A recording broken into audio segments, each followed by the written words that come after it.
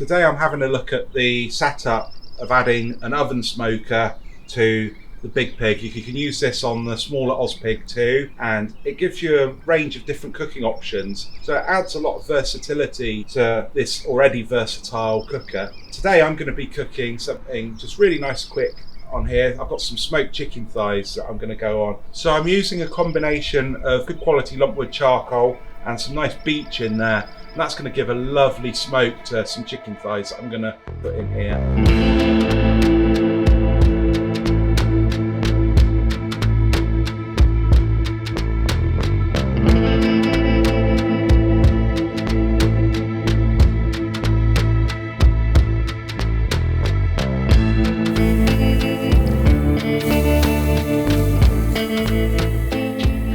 Load up with a few different layers here. You could probably squeeze almost a small whole chicken on there as well, spatchcocked out, or leave it whole. That would work a treat. So there's going to be a hanging kit coming as well, so you can hang racks of ribs down here, and you should be able to get a good 3 or 4 racks of ribs hanging down there as well.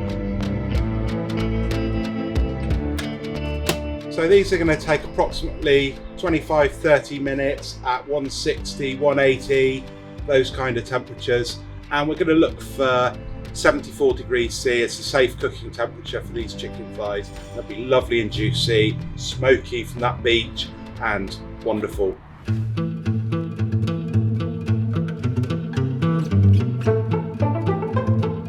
So these aren't far off, the skin's crisping up. You can tell that because it's starting to drop fat. Lovely crispy chicken thighs, that's what we want.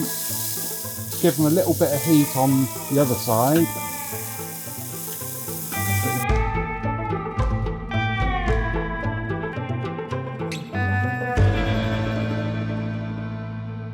So these look and smell amazing. You've got nice crispy skin there.